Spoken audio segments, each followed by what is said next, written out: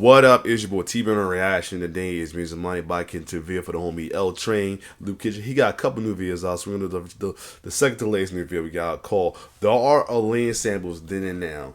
Sampling production tools has come a long way, but especially sampling from the old analog hands-on tools with likes of the MPC 60, the MPCs, the SP 1200, and many others to to the digital world of Ableton, Surround Sample, Fruit Loops, and many others. So without further ado, let's take a look at with L Train with the Art of Laying Samples Then and Now. Let's get it. In the evolution. In 1979, when the Fairlight CMI dropped, hardly anyone knew how much it was about to change the way music was made. As the technology evolved from the SP12 to the SP1200 to the Akai S950 through multiple generations of the MPC, producers got better and better at taking existing sounds and reshaping them into something new.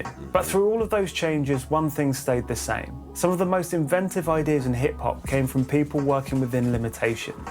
Now, in 2026, when most of those restrictions are gone, the question is, how do you hold on to the same creativity while making the most of modern tools?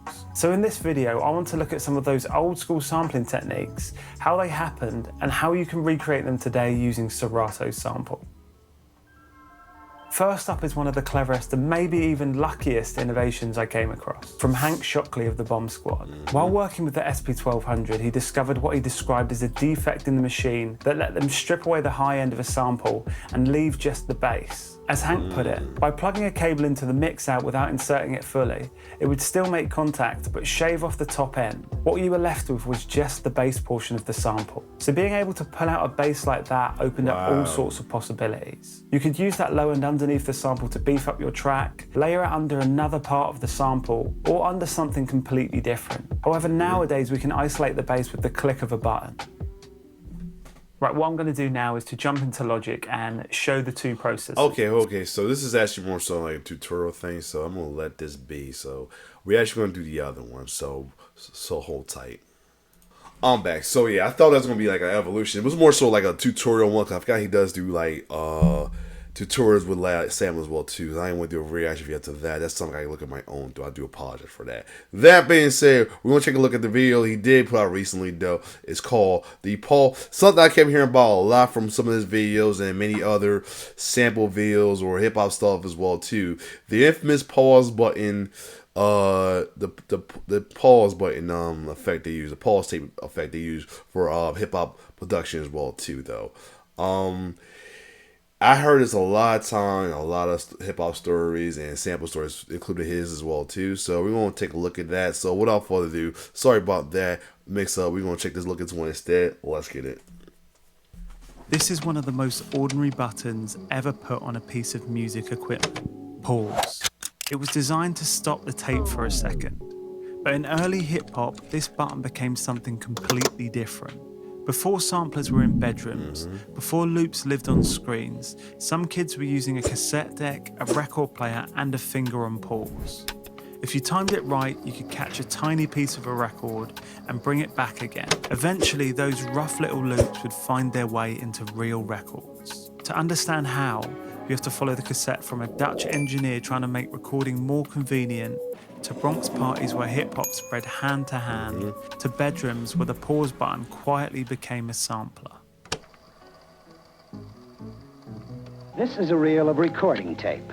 For years, people have been threading it, spilling it, tangling with it, and sometimes breaking it. Before cassettes, recording sound at home was possible, but it was awkward.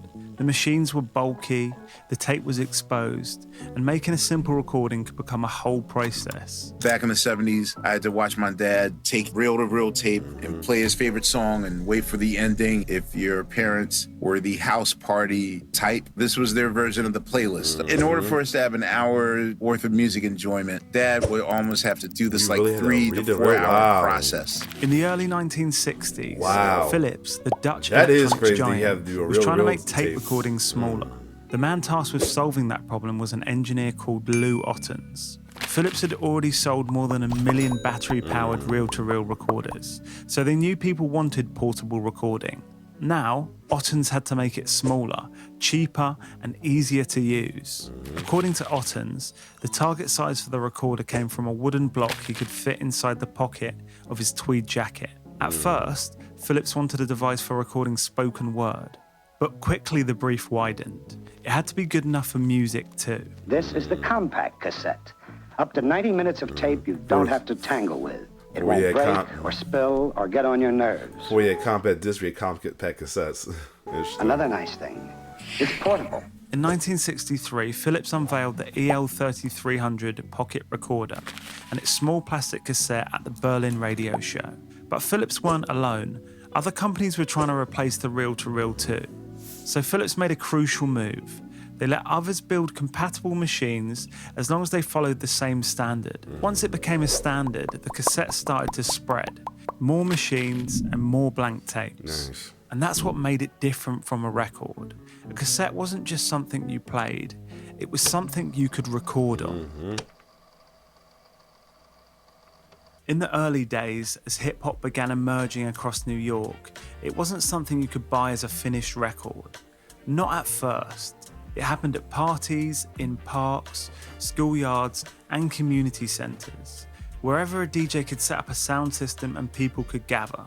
Most of those nights disappeared as quickly as they happened, but not all of them. In the beginnings of hip-hop, the way the music was spread around the city was by cassette tape. This is how the cassette first became important to hip-hop. Not as a way to make music yet, but as a way to capture it, copy it, and pass it on. Many great DJs recorded their sessions at parties in the Bronx. The way most people in the city first got any inkling of this new music was by cassettes, which either were recorded from the actual mixing board from the party or somebody in the party with a boombox recording live in the party. These weren't clean studio recordings. You heard the crowd, the distortion, the room, the MC cutting through the system. But for anyone that wasn't there, it gave you some sense of what the party was actually like. Theodore, Flash, or Charlie Chase, all the great early DJs, they're only playing vinyl. Unless you were there, the only way you were hearing that show or that set or that party was via cassette. Once someone had a copy of one of those tapes, it rarely stayed as one copy for long. Cassettes were easy to duplicate.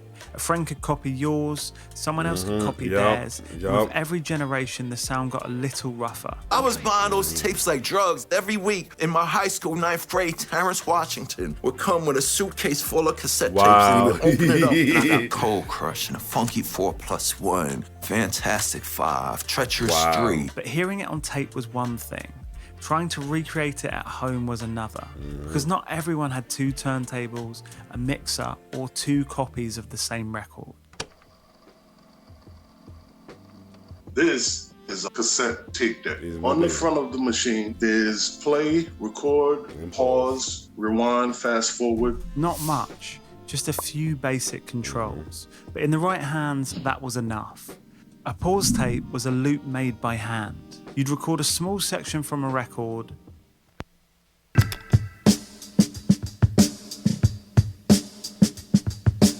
then hit pause before the song moved on. The tape would stop, but the record would keep spinning. So you had to pull the record back, find the same moment again, and unpause in time. Nice. The original way of looping was like that. Wow. Do it again and again, and a few seconds of music could stretch into minutes. Wow. If your timing was late, the beat stumbled. If you came in early, the start got clipped. There was no screen, no grid, no undo. And even if your timing was right, the wrong deck could still throw the loop off. You had to have a cassette deck that could literally start on the pause release. Some were motorized, so if you hit the pause, it'll go, not hit on beat. Older versions, every time you pause it, every time you release it, it literally will release on beat from where you paused it. I would make pause tapes, which was a big thing for kids back in the 80s to do if you had ideas for music, because we didn't have any setups. What we usually had was some janky-ass stereo system that your moms or your grandmother had. Pause tapes weren't made because they were the best way to loop music.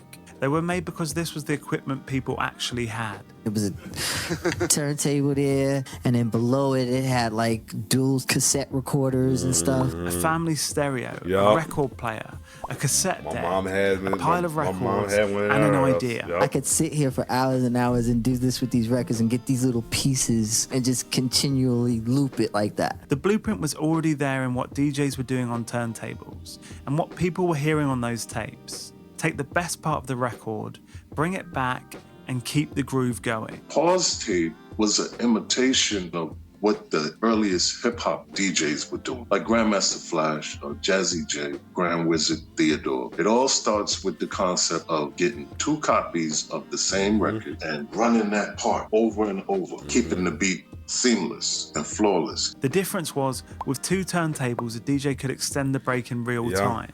With a cassette deck, you had to build slowly, 1 pause at a time. Right, quick pause before we get back into the video.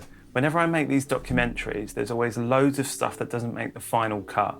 Extra stories, research notes, records, samples, side details, and longer sections that have to be trimmed down for YouTube. So I've launched a Patreon as a place for the deeper version of this channel. There's Digging Deeper Radio, a bi-weekly show where I take these topics further, play records, talk through samples and influences, and share some of the research behind the videos. You also get extended cuts, bonus posts, behind-the-scenes notes, ad-free versions where possible, and the chance to vote on future topics. And for producers, the top tier includes access to the Loop Kitchen sample packs while you're subscribed. So if you want more of the stories behind the stories, the Patreon link is below.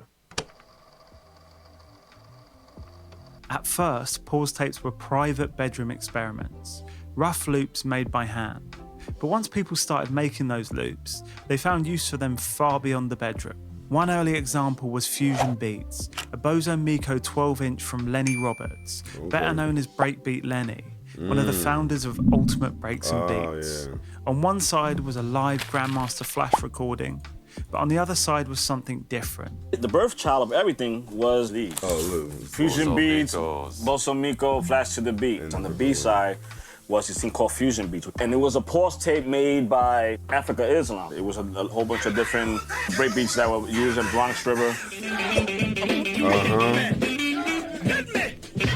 The popularity of these particular records became something that was just synonymous with the culture in giving new tools to the DJs in those days. A few years later, the same kind of process fed into one of Public Enemy's earliest records, Public Enemy No. 1. When I first did the first record, sampling at the time wasn't available.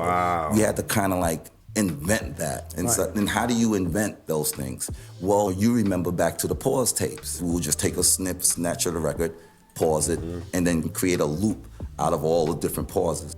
And the original demo came from Chuck D. He was trying to loop a section from the JB's Blow Your Head, but the part he wanted was awkward. I put together this difficult sample from the JB's Blow Your Head. Blow Your Head was a song that they played at the roller rinks, but the DJs were not quick enough to keep that loop going, that sound of the synthesizer. It was a really quick beat that even changed tempos. So the first time that this beat could ever get looped, the only way it could get looped was in a pause tape. I made the first demo off of pausing the cassette. So I made it off of going over and over 2 tape decks and going whang. So a couple of glitches are in it because they wasn't perfect timing. I'm all in, put it up on the board, another rapper shot down from the mouth and one. That first version would become the demo played on the group's WBAU radio show. And the imperfections were part of it. Little joins, slips, the timing of someone trying to hold a loop together by hand. When they later tried to remake it in a proper studio, it was tough to imitate that original feeling. When we tried to make it in the studio for Def Jam, we were able to make the song and reduplicate it, but Hank and I considered it too clean. The thing that the breaks in the pause tape gave it that funkiness. So what happened when we made the record is actually was 2-inch tape that was cut by Steve at the engineer, and we made a natural loop around a microphone stand going back into the Studer heads. Oh, wow. And so it goes. That's interesting. That is so interesting. It had that feel of a band, so to speak. Public Enemy weren't some weird exception. Once you start looking for it, pause tapes keep showing up. De La Soul's early demo for Plug Tuning started as a pause tape, which makes sense because those early De La records already feel like collages, fragments, jokes, skits, and strange loops all stitched into one world.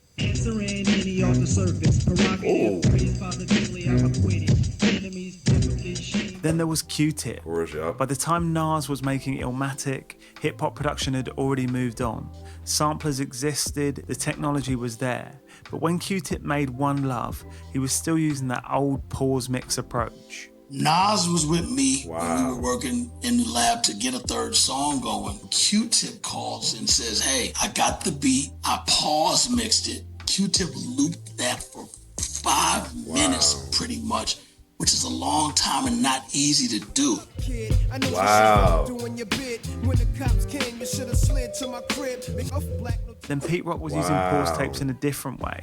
For him, they became a kind of sketch pad, a way to map out beats before he fully knew how to use the machines. I was co-producing on Big Time album. I was doing pause button beats. I would do the pause button beats, run down the house, and he was like, yo, I want that one. And then I would take the elements of the ideas, bring it to AF House, then sample it, because I didn't know how to use the shit yet.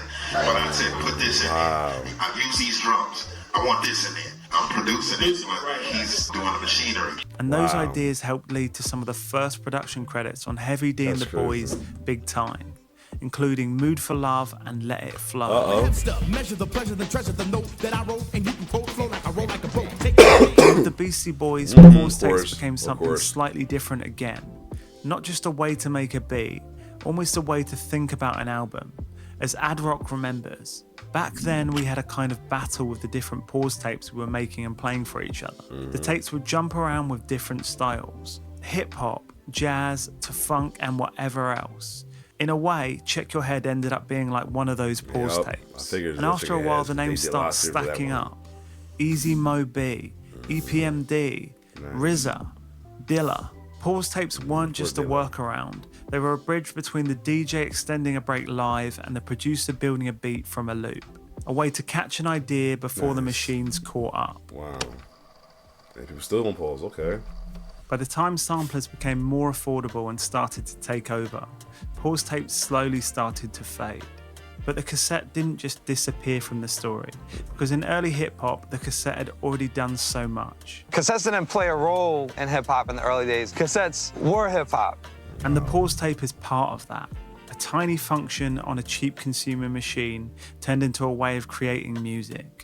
Not because it was designed for that, but because hip-hop has always found possibility inside limitation.